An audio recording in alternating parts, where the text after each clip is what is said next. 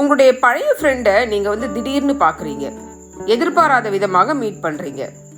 இதுக்கு இங்கிலீஷில் எந்த வார்த்தையை பயன்படுத்தலாம்? Hi viewers, welcome to grammar. Come அப்படின்னா உங்களுக்கு தெரியும். கம் அக்ராஸ் அப்படின்னா என்ன தெரியுமா உங்களுக்கு? கம் அப்படின்ற வார்த்தைக்கும் கம் அக்ராஸ் அப்படின்ற வார்த்தைக்கும் டிஃப்ரென்ஸ் என்ன? பொருள் ஒன்றே வருமா? பாருங்க, கம் அப்படின்னா நம்ம வாருங்கள் அப்படின்னு சொல்லலாம், அல்லது வா அப்படின்னு சொல்லுவோம் இல்லையா? ஆனால் கம் அக்ராஸ் அப்படின்னா என்ன சொல்லுவோம்? கம் அக்ராஸ்க்கு என்ன பொருள்? அதுதான் இன்னைக்கு நம்ம பார்க்க போகிறோம்.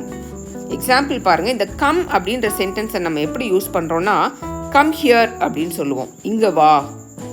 டோன்ட் கம், வராத அப்படின்னு சொல்லுவோம். There is a car coming, ஒரு கார் வருகிறது அப்படின்னு சொல்லுவோம். ஒரு கார் வந்து கொண்டிருக்கிறது. கம் அப்படின்ற வார்த்தைக்கு பொருள் வேற. அதே கம் அக்ராஸ், கேம் அக்ராஸ், இந்த ரெண்டு வார்த்தையும் ஒரே வார்த்தை தான். கம் அக்ராஸ் அப்படின்றது நிகழ்காலத்தை குறிக்கிறது. கேம் அக்ராஸ் அப்படின்றது இறந்த காலத்தை குறிக்கிறது. இந்த கம் அக்ராஸ் அப்படின்ற வார்த்தைக்கு பொருள் என்ன? கம் அக்ராஸ் அப்படின்னா ஃபைண்ட் அன்எக்ஸ்பெக்டட்லி, எதிர்பாராத விதமாக ஏதாவது ஒன்றை கண்டுபிடித்தல். எதிர்பாராத விதமாக ஏதாவது ஒன்றை பார்த்தல். இதை தான் நம்ம கம் அக்ராஸ் அப்படின்னு சொல்லுவோம். கம் அக்ராஸ் அப்படின்னா தற்செயலாக யாரையாவது சந்தித்தல் அல்லது கண்டுபிடித்தல், அல்லது தற்செயலாக எதையாவது சந்தித்தல் அல்லது கண்டுபிடித்தல். எக்ஸாம்பிள் பாருங்க. She came across some old photographs in a drawer. அவள் ஒரு டிராயரில் சில பழைய புகைப்படங்களை கண்டாள்.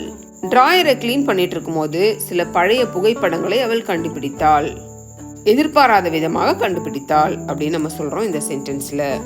அப்ப தற்செயலாக எதிர்பாராத விதமாக ஒரு பொருளையோ ஒரு நபரையோ கண்டுபிடித்தால் அதை நம்ம கம் அக்ராஸ் அப்படின்ற இந்த வார்த்தையில மீன் பண்ணலாம். அடுத்த சென்டென்ஸ் பாருங்க. I came across these old books when I was tidying the house. நான் வீட்டை ஒழுங்குபடுத்தும் போது இந்த பழைய புத்தகங்களை கண்டேன். எதிர்பாராத விதமாக நான் இந்த பழைய புத்தகங்களை கண்டுபிடித்தேன். எப்போ கண்டுபிடிச்சேன்? வீட்டை க்ளீன் பண்ணிக்கிட்டு இருக்கும் பொழுது.